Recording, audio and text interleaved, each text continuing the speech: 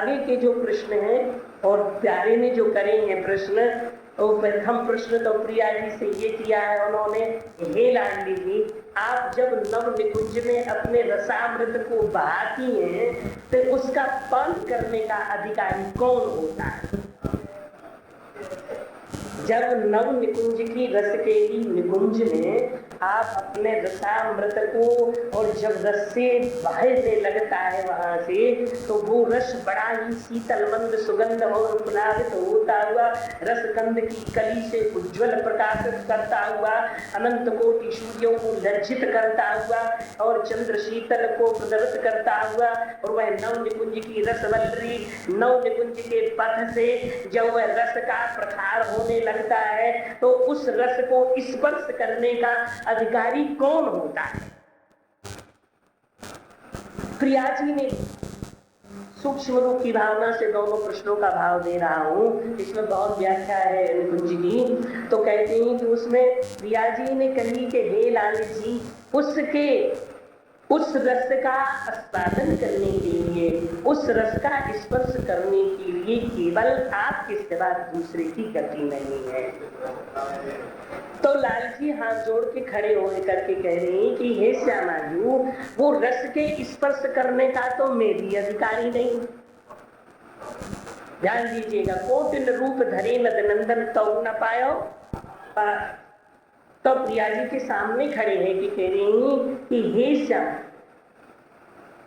आप रस को तो अधिकारी मैं नहीं हूं, परंतु हे आराध्यमयी देवी, जब मैं निरंतर आपकी आराधना करूं, एक पल भी आपको विसरूं नहीं, गिरिराज की तरेती में जाऊं, वृंदावन जाऊं, आप हमारे संग ही हमारे संग प्यार करो, संग में ही विचरो, परंतु हे स्वामी जी, जब मैं अपने अंदर देखूं तो मैं अधूरा ही रह जाऊं, मैं इस रस का स्पर्श करने का अधिकारी भी नहीं हूं, तो मैं यह रस को कैसे पान करूंगा? प्रिया जी बोलती ये प्यारे, वह नव निकुंज की बात जो है कि प्रीति विवश बन धेनु चराई, और प्रीति विवश नंद कुंवर कन्हाई, और प्रीति तह की बस दही चुरायो, और जीति विवश उखलते बधायो, प्रीति विवश गोवर्धन धारी, प्रीति विवश नकबर बनवारी, प्रीति विवश गोपिन संग आयो, और द्वितीय विवश वृंदावन धामी, और तृतीय निकुंज तुम सदा विलासी, और एक पल हो ना हम सो। ये प्यारी, श्याम सदा बस प्रीत की तीन भुवन विख्यात, और बिना प्रेम नहीं पाइए प्यारी भानु दुलार। इसलिए वो नव निकुंज का रस कैसे बहता है, और उस नव निकुंज के रस कितने प्रकार के होते हैं, और वो रस एक एक स्पर्श करने के लिए नंदनंदन कैसे ललायत रहते हैं, और उस रस को ललायत करके श्याम सुंदर उस रस को सजो करके कहाँ रखते हैं, और उस रस को संजो के रख करके उसको प्रिया जी जब खोल करके देखती हैं तो प्रिया जी उस रस के लिए उठा करके और प्यारे के सहित ही स्वयं प्यारे और रस को कहाँ रख लेती हैं, बस यही समझ जाओ आपके लिए निकुंज लीला है। इससे हम आगे नहीं कहेंगे, यहीं पर समझ जाइए आप लोग कि उस रस को फिर प्रीतम के सहित प्रिया जी कहाँ रखती हैं, वो हम आपसे, क्यों कि इसमें 7 रस जो हैं वो सातों रस के मदक्य के भाव को रस आस्वादन करने के लिए ही आचार्य प्रवर सहचरी आती हैं। स्वयं श्री कृष्ण चैतन्य महाप्रभु राधा कृष्ण मिलित स्वरूप इस रस को लेकर के एक कण बिंदु लेकर के उन्होंने इसको प्रेम के स्वरूप में जगत में हरिनाम संकीर्तन में बिखेरा। तो कहते हैं कि वो सातों रस का जो समुद्र है प्रिया जी के अंदर, वो सातों रस का समुद्र जो है उसमें से एक बूंद केवल महाप्रभु लाकर के जगत के जीवों के लिए प्रदान किया, तो बताइए वो सातों समुद्र जो भरे हुए हैं उनकी रस की कोई शोभा या वर्णन या वाणी या ग्रंथ या लेखनी चल सकती है वहां गम में? तो हे श्यामाजू, उस रस को लेकर के श्यामाजू उस नव के कुंज में लाल जी के सहित अपनी सुंदर मखमलित पुष्पों की सज्जा पर प्रिया और प्रीतम के सहित ही और हृदय में धारण कर लेती हैं। अब वो कौन कौन से रस से उत्पन्न होता है, अब वो हमारी कहने की गम नहीं है। क्यों? अपन उसके अधिकारी नहीं है। अपन तो महलों के बाहर झाड़ू लगाने वाली है, झाड़ू लगाने वाली है महलों के पास। और झाड़ू लगाती लगाती कभी प्रिया जी आती हैं और उनकी जब नेह की नजर दृष्टि पड़ जाती है थोड़ी सी और कृपा दृष्टि हो जाती है, तो वो जो अपना दुलार देती हैं वो दुलार कोई जगत में दे नहीं सकता।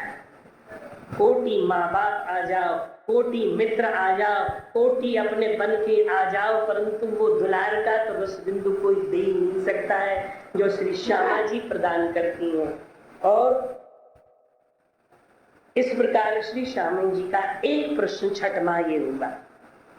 सातवां प्रश्न हुआ, सातवें प्रश्न में प्यारे पूछ रहे हैं कि आपकी बात समझ में आ गई सूक्ष्म भाव से, क्योंकि सब रसिक बैठे हुए हैं, सब महावाणियों को पढ़ने वाले थे। इसमें सारा केलीमाल और महावाणी प्रवेश है। श्री जी ने जो कहा है कि जब वो रस आप अपने हृदय में धारण कर ले, तो ध्यान देना इस बात के, जब आप वह रस अपने हृदय में धारण कर लेते हो, तब उस निभृत निकुंज में मैं आपके सहित इन रसों को आस्वादन करने के लिए स्वयं अपने में धारण कर लेती हूँ। बस आप समझ जाए, यहां से वाणी गम। तो ये आपका छठवां प्रश्न हुआ। सातवां प्रश्न श्री लाल जी कह रहे हैं कि हे प्रिया जी,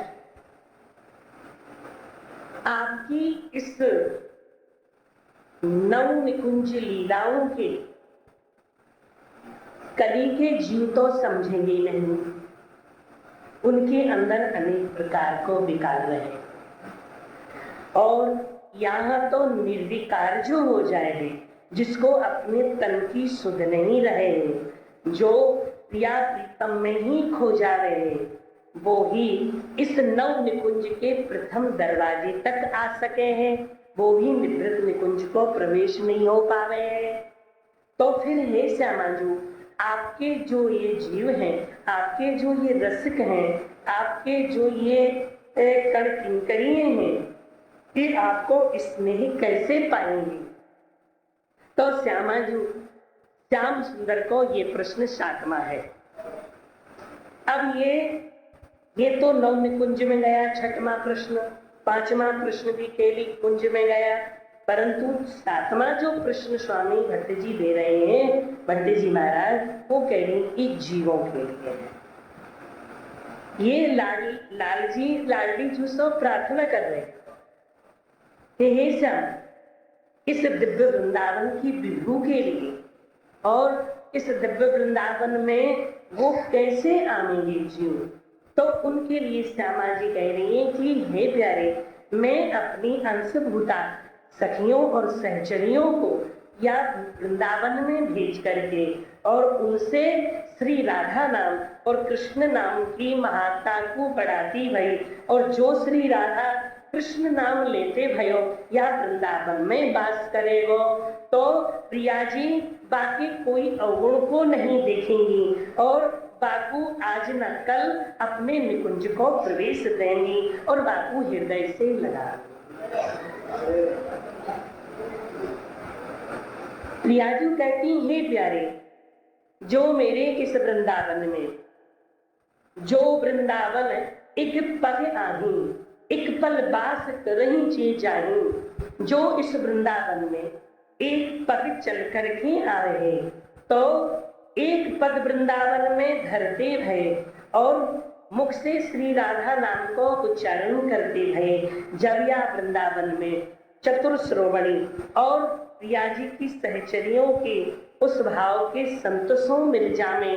तो श्री जी महाराज वल्लभ कुल के आचार्य सब और श्री हरिवंश के कृपानुसार श्री भट्ट जी महाराज के, ये सब के आचार्य रसिकों की जो प्रिया और प्रीतम को ही ध्यान है, उनके जब संग में आ जाने हैं तो प्रिया जी को नाम लेते गए और एक पल वृंदावन में जो वास कर ले रहे हैं। तो श्यामा जी कहती हैं कि इन जीवों को मैं कितनी उछल जाती हूँ अपने हृदय से कि इनको क्या दूं। मैं बहुत सी वस्तुएं रख के बैठती हूँ, पर कोई तो वैभव ले लेता है, कोई मुझसे प्रतिष्ठा ले लेता है। मैं बहुत से खिलौनों को रख के बैठती हूँ, दुकान सजा के बैठती हूँ। हाँ, ये मत समझना कि यहाँ वृंदावन में दुकान है, वहां भी बहुत बड़ी दुकान है, दुकान वहां भी है वृंदावन की सीमा पे। और उस दुकान में यहाँ क्या मिलेगा जो वहां मिलता है? पर इस दुकान में पैसा लगता है और उस दुकान में पैसा नहीं लगता है। बोले उस दुकान में क्या लगता है? जो तुमने पुण्य कर्म किए हैं वही वहां पर लगते हैं। लालजी जी कह रही हैं, ये श्याम सुंदर, भाव ये है, मैं उसकी व्याख्या बढ़ा दिया। भाव ये है कि श्यामा जी कहती हैं जो जो मन चाहे याचक, जिस याचक के जो मन में हो गए मैं बापू प्रदान कर दूंगा। केवल वृंदावन में एक पग धरने, केवल वृंदावन धाम में वृक्ष मंडल में एक पग धरवेशो और वो अपने मन की वस्तु जो भी चाहे मैं बापू प्रदान कर दूं। पर ये प्यारे, ये प्रियतम, जो आपको और हमको चाहे है वो जीव कछु मांगे नहीं है और वो कोई भी अपनी कामना नहीं रखे हैं और कोई भी वस्तु की भाव नहीं रखे हैं। जब वो कछु नहीं मांगे तो मैं बापू फुसलाऊं। देखो श्यामा जी क्या कह रही, ध्यान देना, मैं सरल भाषा में कह दिया, मैं फुसलाती हूँ और फुसलाने के लिए मैं ऐसी सहचरियों को भेज देती हूँ उनके सामने कि आखिर उनका मन डमाडोल होके ले ही लेता है, डमाडोल होके वो ले ही लेता है और लेने के बाद मैं उनसे विलग हो जाती हूँ। वृंदावन में रहते हैं वो, ध्यान देना, इस बात को बड़ी गंभीर बात है। वृंदावन में रहते हुए मैं उनको फुसला के वो वस्तुएं दे देती हूँ कि जिससे वो मेरे दिव्य वृंदावन को स्मरण नहीं कर सकते और उन्हीं खिलौनों में खेल के मस्त है जामे। दिव्य वृंदावन में आने का फल है, इस वृंदावन में आने का फल है, मैं उनको दे देती हूँ। परंतु जो आचार्य जनों की कृपा को प्राप्त कर लेते हैं, गुरु जनों की कृपा को प्राप्त कर लेते हैं। कल हम भट्ट जी, जो पीछे श्री भट्ट जी का मंदिर है, जो ठाकुर बड़े प्यारे हैं और प्रिया जी ऐसे लगती हैं जैसे कि बरसाने से यहाँ विराजमान, या तो बरसाने की प्रिया जी की भंगिमा वो है या ये पीछे भट्ट जी कि यहाँ प्रिया जी जो विराजमान है उन प्रिया जी की वो भंगिमा है, बरसाने की भावना है। और लाल जी बड़े मस्त मधुर प्रेम में विभोर हैं। और कल हम दर्शन करने गए तो उनके आचार्य भट्ट जी महाराज बड़े प्रसन्न भये और मोकू वह वस्तु दर्शन कराए देखू ले गए जो स्वर्ण अक्षर में भागवत आज भी विराजमान है। श्री रघुनाथ गोस्वामी भट्ट जी महाराज की आज भी वो भागवत गादी पर विराजमान है।